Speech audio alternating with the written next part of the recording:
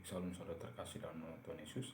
Pada kesempatan kali ini kita akan merenungkan kebenaran firman Tuhan yang terambil dari Yosua pasal 22 ayat yang kelima. Yosua pasal 22 ayat yang kelima, saya akan membacakannya dalam terjemahan baru 2. Di bawah satu judul perikop, 2,5 suku pulang ke sebelah barat Yordan. Hanya saja lakukanlah dengan seksama perintah dan hukum yang diperintahkan kepadamu oleh Musa, hamba Tuhan itu, mengasihi Tuhan Allahmu, hidup menurut segala yang ditunjukkannya, tetap mengikuti perintahnya, berpaut padanya, dan berbakti kepadanya dengan segenap hatimu dan dengan segenap jiwamu. Baik, tema kebenaran firman Tuhan hari ini yaitu Sema Israel dan Sema orang percaya. Saudara terkasih dalam nama Tuhan Yesus, teks kebenaran firman Tuhan ini berbicara bagaimana Yosua memberkati sekaligus memperingati orang-orang Ruben, orang Gad, dan suku Manasye yang setengah itu.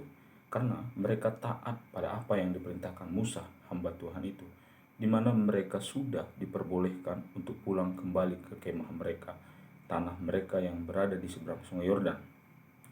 Saudaraku yang memberkati Tuhan, Yosua tetap memberkati, tetapi sekaligus juga Yosua mengingatkan pada bangsa Israel itu sebuah sema atau perintah yang wajib yang mereka lakukan.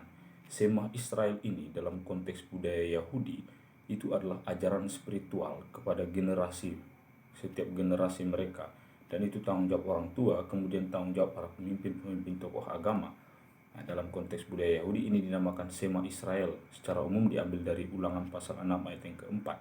Nah, jadi Yosua kembali mengulang ini. Sema Israel ini juga dicatat juga dalam Yosua pasal 22 ayat 5. Dan ternyata Yesus juga mengutip teks ini, dan teks yang paralel dengan kebenaran firman Tuhan ini adalah Matius pasal 22 ayat 34 sampai ayat 40, lalu Markus pasal 12 ayat 28 sampai ayat yang ke-38. Hukum yang diberikan Allah kepada Musa secara khusus di Bukit Sinai sering disebut sebagai hukum Musa.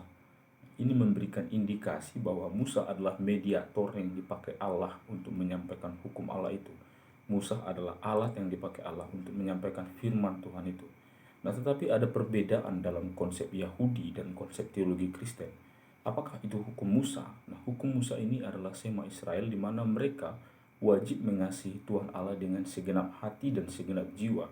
Nah, tetapi dalam konteks budaya Yahudi, keselamatan itu mereka peroleh dengan cara melakukan hukum Taurat. Namun dalam teologi Kristen, keselamatan kita itu bukan karena kita melakukan hukum Taurat, melainkan keselamatan dalam teologi Kristen itu adalah hanya ada di dalam Yesus Kristus, dan itu adalah bentuk kasih karunia yang Allah nyatakan dalam kehidupan orang percaya. Nah, tetapi bukan berarti karena konsep keselamatan itu kasih karunia di dalam Tuhan Yesus Kristus, lalu kita tidak perlu lagi melakukan perbuatan baik gitu. Perbuatan baik itu perlu sebagai buah dari kasih karunia yang telah Allah berikan. Saudaraku, mari kita melihat dari teks kebenaran firman Tuhan ini, yang paling menarik adalah istilah mengasihi. Nah, istilah mengasihi di sini dalam bahasa Ibrani menggunakan kata lebab, atau dalam bahasa Inggris menggunakan kata inner man atau kemurnian hatimu.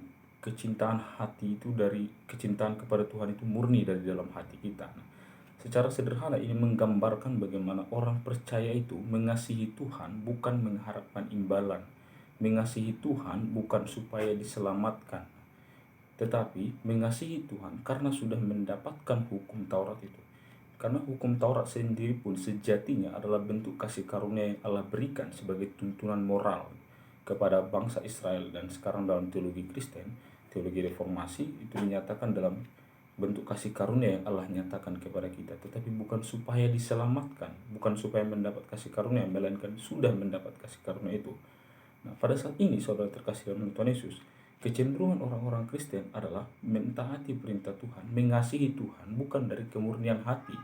Faktanya berkembang dalam abad 21 ini teologi kemakmuran, di mana kita mencintai Tuhan itu menuntut balasan, mengasihi Tuhan itu menuntut balasan. Misalnya, secara praktis kita berdoa kepada Tuhan, atau tiba-tiba kita rajin beribadah, atau tiba-tiba kita rajin membaca Alkitab, tapi kita menuntut sesuatu kepada Tuhan. Mungkin kita menginginkan sebuah jabatan atau finansial, kehidupan materi yang sukses gitu. Dan kita mengasihi Tuhan karena kita menuntut balas. Nah, ini bukan kemurnian hati. Ini bukan kemurnian kasih kepada Allah, bukan.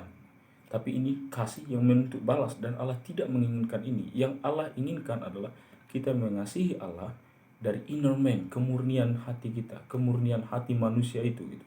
Sehingga konsekuensi logisnya manusia itu akan mendapatkan berkat dan penyertaan Tuhan. Tapi berkat dan penyertaan itu bukan menjadi tujuan utama.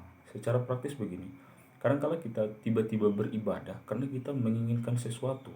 Mungkin ada yang ingin kuliah di satu fakultas, mungkin ada yang ingin mendapatkan teman hidup, mungkin ada yang ingin mencapai karir atau jenjang finansial yang lebih makmur gitu, sehingga dia tiba-tiba rajin ibadah. Nah, ini namakan teologi sukses. Mencintai Tuhan tapi dengan keinginan tertentu gitu loh. Jika keinginannya sudah tercapai, dia tidak lagi mengasihi Tuhan Allahnya gitu. Nah, dalam kebenaran firman Tuhan ini melalui Yosua kita dapat belajar bahwa ketika kita mengasihi Tuhan, itu harus inner man, kemurnian dari hati kita gitu. Kemurnian dari kehidupan kita. Buah dari kehidupan kita itu adalah bentuk kasih kita kepada Tuhan, dan bukan dengan tujuan tertentu, bukan. Tapi ketika kita mengasihi Tuhan dengan segenap hati kita, dan dengan segenap jiwa kita, dan dengan segenap akal budi kita, maka konsekuensi logisnya Allah akan menyertai kehidupan kita sepanjang hidup kita gitu loh. Tapi jangan jadikan kesuksesan menjadi tujuan untuk menyembah Allah gitu. Tapi itu adalah konsekuensi logis atau upah atau buah dari bentuk kasih kemurnian kita kepada Allah. Saudara terkasih dalam nama Tuhan Yesus, melalui kebenaran firman Tuhan ini, saya memberikan sebuah kesimpulan dan mengutip dari pernyataan seorang teolog atau hamba Tuhan bernama John Calvin. Kita tidak bisa mengandalkan janji-janji Tuhan tanpa mentaati perintah-perintahnya. Jadi, jadilah pemuda Kristen, jadilah anak-anak Kristen yang mengasihi Tuhan dengan kemurnian hati, tanpa keinginan-keinginan tertentu. Jadikan Tuhan sebagai prioritas hidupmu, dan konsekuensi logisnya Tuhan akan menyertai kamu dalam setiap langkahmu. Tuhan Yesus memberkati. Salam. Absolutely.